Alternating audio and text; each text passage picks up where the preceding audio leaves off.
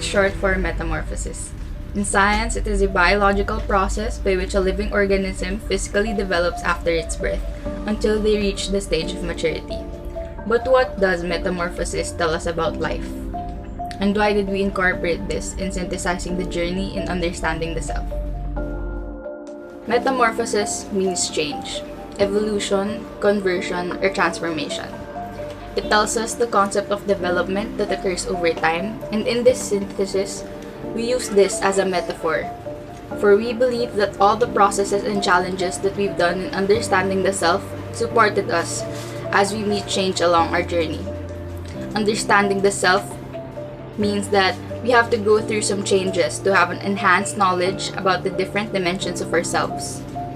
These changes may include acknowledging that there are still lots of improvement to carry out. This is also recognizing that we are caterpillars in our own cocoons who are set to become butterflies upon reaching the goals of knowing who we truly are. And today, we will briefly disclose all the essential concepts and processes that will guide us in understanding the self in us.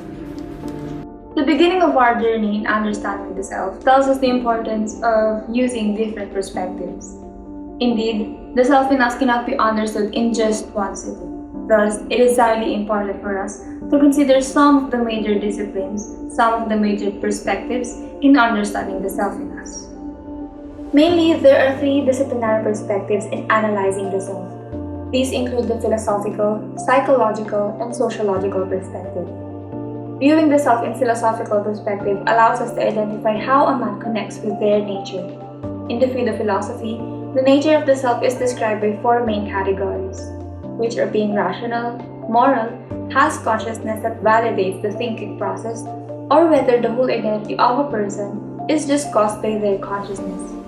With psychological perspective, however, viewing the self would permit us to consider a person's cognitive, affective, and psychomotor illustrations of their identity. And lastly, viewing the self with a sociological perspective allows us to determine how an individual plays a role within their society as well as how the society shaped the self in us. Now that we are aware of the important multidisciplinary perspectives to consider in understanding the self, we can now proceed in knowing the nature of ourself and identity. And by doing this, we can also identify the concepts, factors, and forces that influence us throughout the process of our development. However, to successfully do that, we consider a certain process that will personally help us. And as we go through the process of self-reflection, we discover a lot about ourselves. And among the discoveries that we may find are the components and constructs that make up the self. These components include self-image, self-assessment, self-talk, ideal versus real self, self-esteem, self-disclosure, self-concept, looking glass self versus generalized others, and self-actualization. Not all of these components can be easily identified by a person. In fact, to fully grasp these constructs, we need to consider a lot of thinking. Furthermore, it is highly important to keep in mind that these components and constructs can be influenced by both internal and external factors. Internal factors like a person's mindset or preconceived beliefs, and external factors which include the family, community, religious affiliations, and alike. However, no matter how diverse we are from one another, a simple act of embracing one's uniqueness can help us in both accepting others and loving ourselves. To further understand the self from the intrapersonal and interpersonal perspectives, psychologists devised a simple and useful tool for developing self-awareness and mutual understanding between individuals within the group. This tool is called the Johari window, which can be used to assess and improve a group's relationship with other groups. We are individuals created for one another. As Barack Obama has said, it is important to make sure that we're talking with each other in a way that heals, not in a way that wounds. Our body image is not merely what we look like. It has something to do with our personal relationship with our body. It is defined as the mental picture of one's physical body and one's attitude toward the physical self. Being comfortable with our body means that we accept it and we commit to loving and caring for it. Appreciating what the body does for us contributes to high self-esteem and self-love. Discovering our sexuality is a lifelong process that begins at birth and ends at death. It is so much more than our genitals. It describes how we think, act, and feel about being a male or female. It is related to how we act in relationships, how we show our love and affection, how we feel about our own bodies, and who we are affected to. Our values regarding this help guide the decisions we make about our sexuality. Lastly, our sexual self is a combination of our social, cultural, and biological inheritance.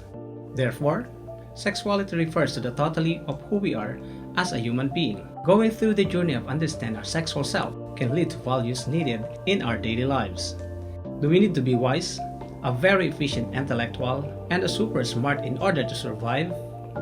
There is no doubt that being smart and clever is some of the most sought after characteristics nowadays. The intellectual self is the ability to apply logic, mental capacity, knowledge, and understanding in your life as a human. In 1983, Howard Gardner had provided a theory that suggests the multiple intelligences of a human mind. This theory implies that there is no person who is incapable of being intelligent. There are many factors on how we can showcase our multiple intelligences. On the other hand, being intelligent in knowledge is not all that one needs. Having the ability to know your own feelings, feelings of others, and other similar matters are also necessary for one's everyday life. The emotional self is focused on identifying emotions and how it affects your behavior and decisions. It is so important to keep track with your emotional quotient to know how you can improve and what you need to sustain. This will help you to understand and manage your emotions and the emotions of the other people. Your material self is made up of everything that you possess. As William James had said, the self is all the things a person believes to be his or hers and contributes to his or her material self. Everything that one owns contributes to one's material self, as well as the success and failures and the symbol of social status. This aims to segregate the needs from the wants. It strives to prioritize what you need to have in life and what are the things that you can wait until you are ready. On the other side of the coin, there is what we call the digital self. It is how you present yourself on the online platform. It can either represent the real you or another part of yourself that is yet to be discovered. Your behavior when you are online greatly affects the presentation of your digital self.